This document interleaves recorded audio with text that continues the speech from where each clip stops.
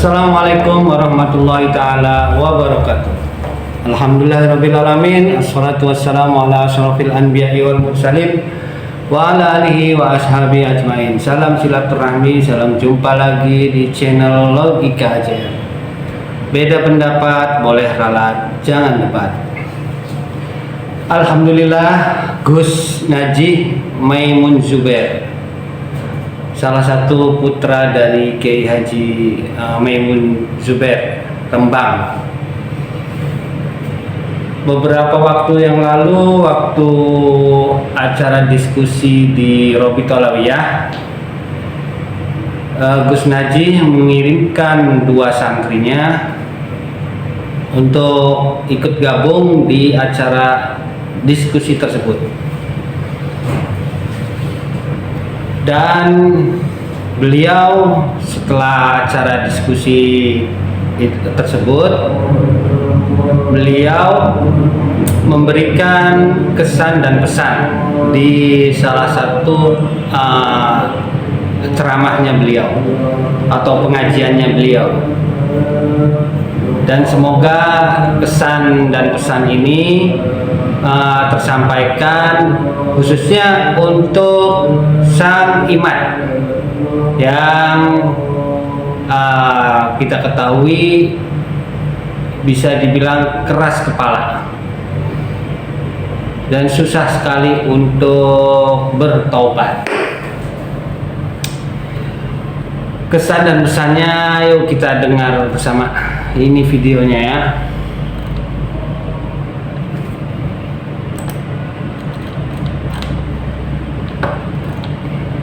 Bapak-bapak saya hormati, alhamdulillah kemarin kita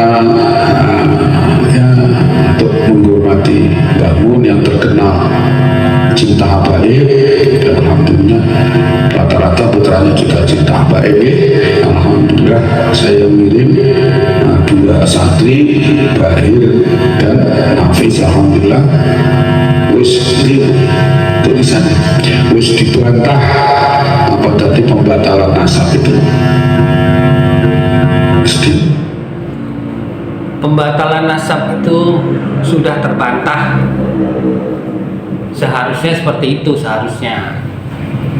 Tapi kan kita tahu kelas keras kepalanya iman. Lanjut ya. Dibantah oleh Bahir, Nafis dan Rumel ya. Rumahil tak Rumel. Asli roti. Ini ada kesan-kesan tentang kiriman atau apa saya mengirim Nafis dan Bahir itu untuk membela Pak Alawi di Robito Alawiyah ya. Karena lillahi ta'ala,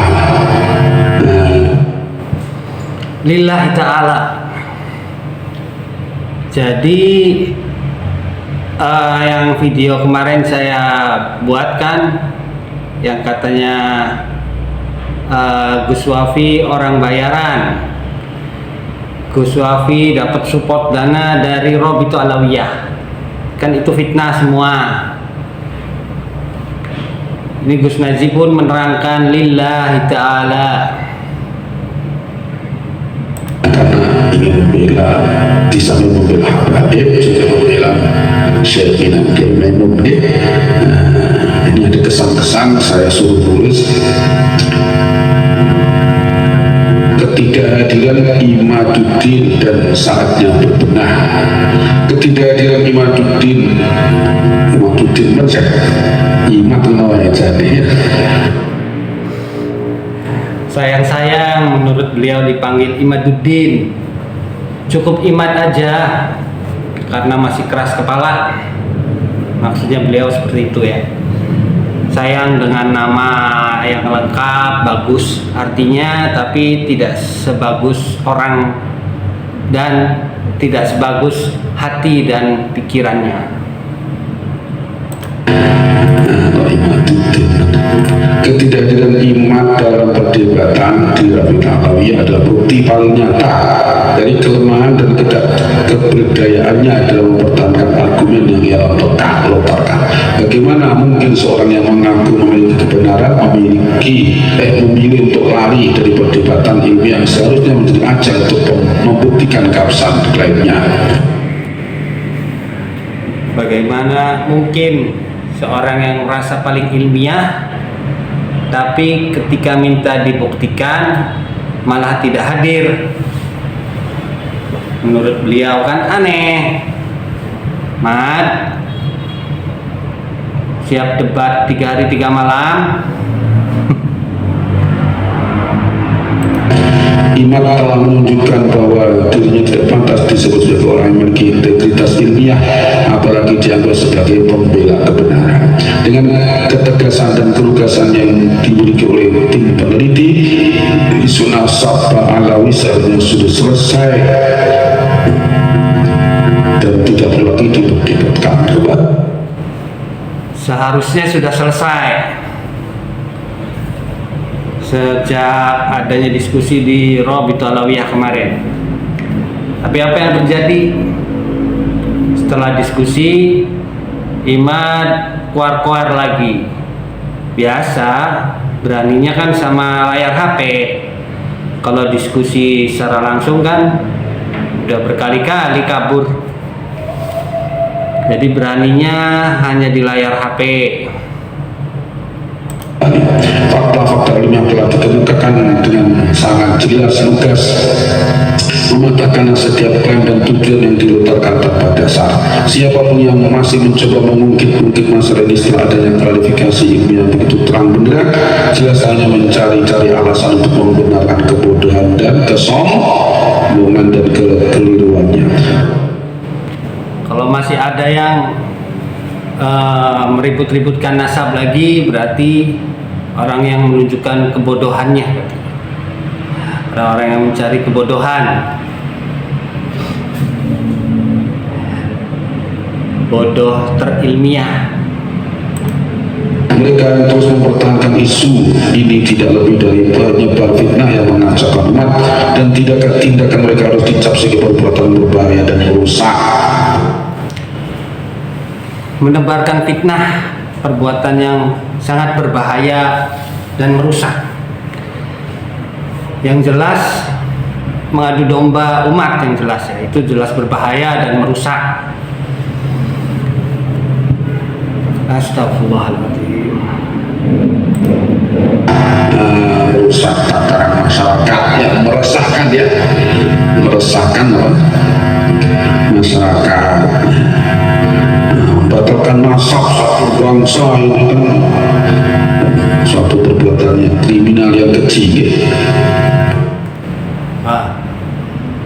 Membatalkan nasab perbuatan kriminal yang keji. Gak merasa, si Imad gak merasa kalau kriminal ini. Membatalkan nasab orang satu aja bisa dikriminalkan, apalagi satu bangsa satu klaim yang besar. Kalau itu besar, ada bukan hanya di Indonesia, di mana-mana. Masyarakat perlu sadar bahwa orang seperti ini tidak layak berdebat dalam diskusi ilmiah atau spiritual. Sekarang marilah kita bersama-sama introspeksi dan berbenah diri. Para kiai, para agus perlu menghentikan praktek berebutan proposal dana atau jabatannya. Berhenti untuk berebutan proposal dana dan jabatan. Nah, intinya di situ. Saingan proposal dana dan jabatan. Dulu mencalonkan bupati gagal, gak dapet jabatan. Akhirnya ngacak-ngacak nasabnya orang, ingin popularitas